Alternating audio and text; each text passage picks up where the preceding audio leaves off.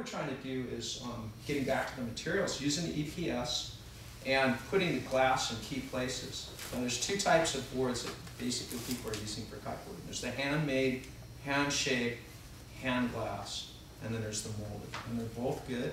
I've done molded with Surftech, and Jason had a couple of really good boards, and I stopped doing that for a reason of just kind of like, I can't explain any better. It's just the same thing over and over again, which in some ways is really good.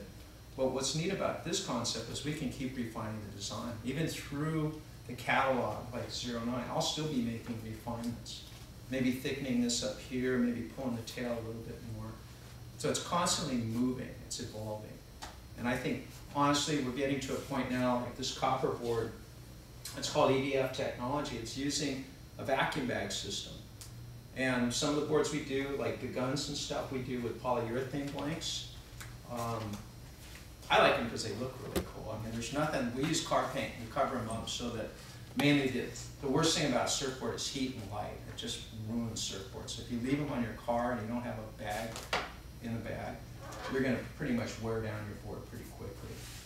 So what we were doing with this is trying to get as much fiberglass on the board as we could, but still have a nice weight.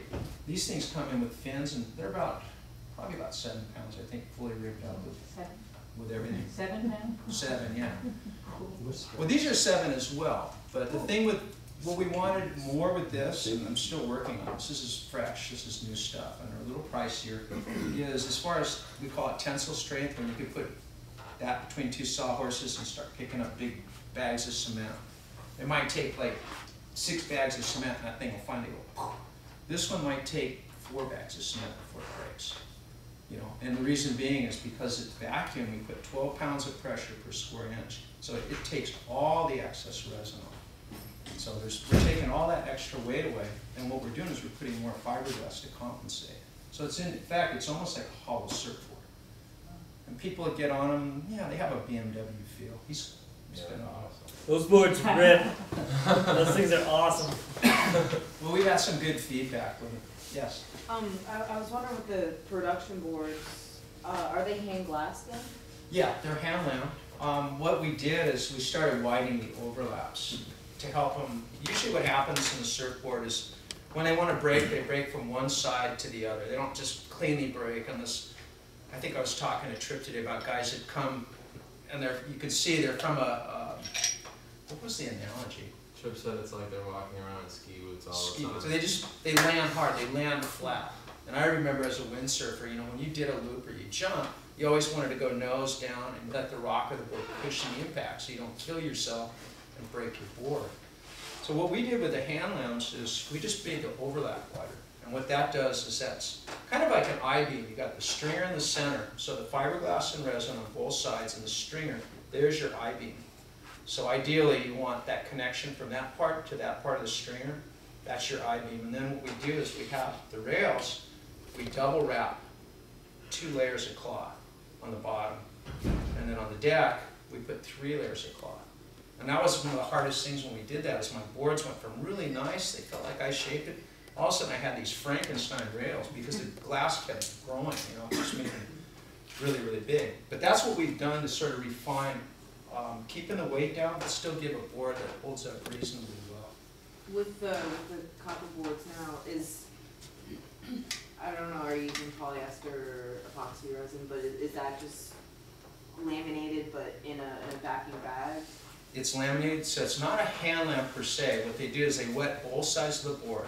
Like when you fiberglass a surfboard, they put the cloth on top of the board. This is just real quick, but they pour the resin and they work the cloth into the board and pull as much as they can off. All right, and then it dries. And so what you have is you have this fiberglass on the foam. It's a nice sandwich. And I mean, really, it's pretty sophisticated, but that's 1957 technology.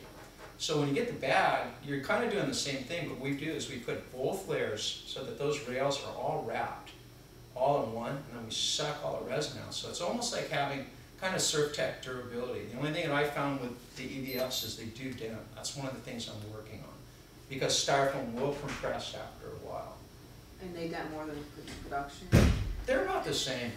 You know, I mean, unless you skin them and mold them, and I want to do molded. I think LF's pretty open to doing it, but what we wanted to do is kind of focusing more on the designs, and later we can come in with some kind of the durability value type of board that, I mean, molded's nice because you're skinning, you're molding. It's like vacuum bagging, except. And then that's like the high performance sandwich epoxy, when you say molded, that factory. Essentially like a tough light. Yeah, like a tough light or like a that process. I mean, but that's actually out of a mold, like a. That's molded. That's windsurf type technology. Oh, okay. Kind of the reason, and what Pat touched on a couple times, is being able to change the shapes throughout. Like the skate, for example, kind of changed 2 or 3 times probably over the last year. So then you get something you like, and then you finally. So yeah, it's like getting to the point where it's like, okay, this shape is at the right outline, the right rocker, the right thickness, everything, and then being able to make a mold, like justifying the cost then where you know it's the right thing based on, rather than doing it where you're stuck with that and that's it. I think what happens is we'd love to just come up and say, okay, Voila, this is 09, and just leave it alone. But I've evolved, like the next thing, I was just looking at Matt's board, there's denting, and it's really easy to fix that by putting, there's all kinds of different composites I can put under where you're going to stand with straps. Because when it's strapless, you're moving around on the board, you'll get heel downs. But when you're going inside your straps, you're definitely hammering that same area. And so I think my next modification is going to be not just fiberglass, but also maybe some Divinacell or some Corcel, something underneath there to make it more durable. I'd say the biggest difference that I found from working at Surf Tech, some people like a stiffer flex, but in surfing, one of the things I think that makes surfboards work really good is the amount of flex you put in. I'm actually, one of my next things, and this isn't too premature, I want to make a flex tail, a board that actually you could adjust the flex. So when it's choppy, you might want to have a little more flex and just soften the whole feeling of the board. Just like maybe in a car, you can adjust the shocks, air shocks, you know. That's Are you saying that you would be able to adjust it, you shaping it, or like as a buyer, you would as have a customer could adjust it. How would that work? I'm not going to tell you. I'm working with somebody that's really well known, and I want to do some products for kiteboarding.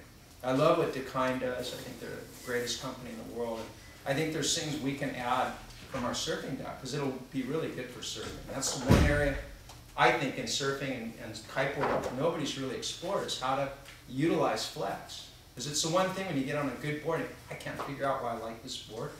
Somehow the flex came out, it was right for you.